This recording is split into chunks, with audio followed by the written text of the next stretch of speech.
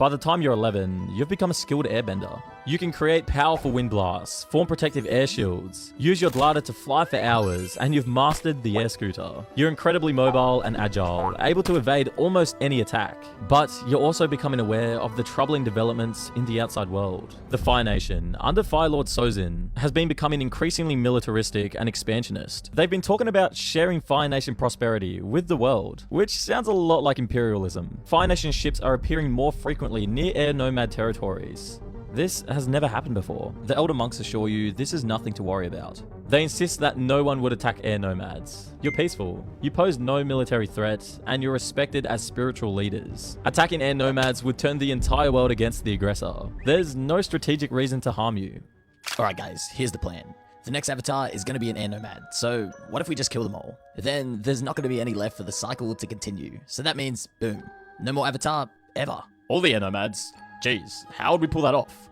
Well, every 100 years, a comet passes the Earth, just skimming the surface of the upper atmosphere. And when the comet is at this distance, us firebenders are able to harness its energy, giving us the power of 100 suns. And when does that happen? Not for another 8 years. But that time comes pretty quickly. When you're 19 years old, it happens. The Great Comet passes by Earth late in the evening, and for a few hours, the entire Fire Nation army is drastically more powerful than any other bender on Earth. You're meditating in one of the Southern Air Temple's courtyards at dawn when you see dozens of Fire Nation warships heading directly towards the temple. This is an invasion fleet.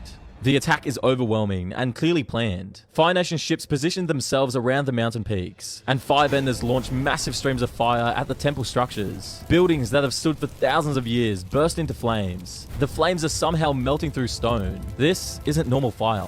This is something far more powerful and far more destructive.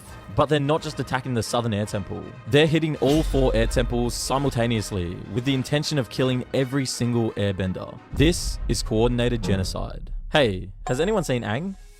You watch a sky bison carrying young monks get struck by a flaming harpoon, catch fire, and fall from the sky screaming. There's nothing you can do. There are too many attackers, and Air Nomad pacifism means nobody is actually trying to kill the Fire Nation soldiers. Everyone is still fighting defensively, still trying to disable rather than destroy, hoping to escape without taking lives. That restraint is killing you. The Fire Nation has none of these limitations. They're using lethal force from the start, and they're winning because of it.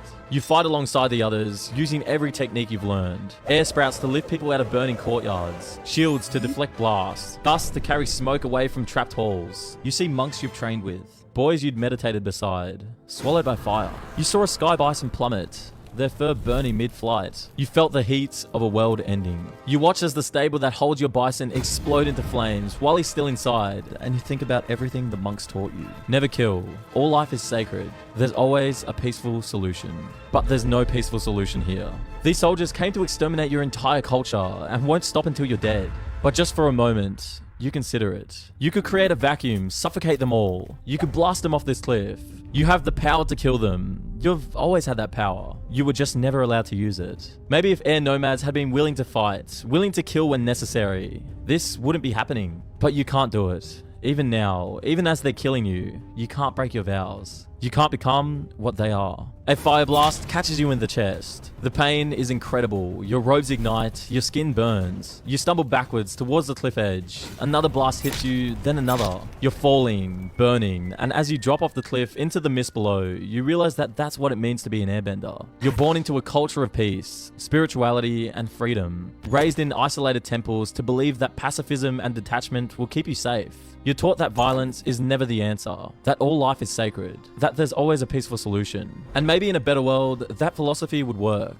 But you don't live in that world. You live in a world where someone decides your peaceful culture is an obstacle to their empire and systematically exterminates you in a coordinated military operation that you're completely unprepared for. Your pacifism isn't a mortal victory. It's a fatal vulnerability. Your isolation in remote temples makes you easy targets. Your dependence on Sky Bison gives your enemies an obvious weakness to exploit. And your absolute refusal to kill, even in self-defense, means you can't stop people who have no such restrictions. The Air Nomads didn't die because they did something wrong. They're wiped out because they believed the world was better than it actually was. And by the time they realized their mistake, it was far too late.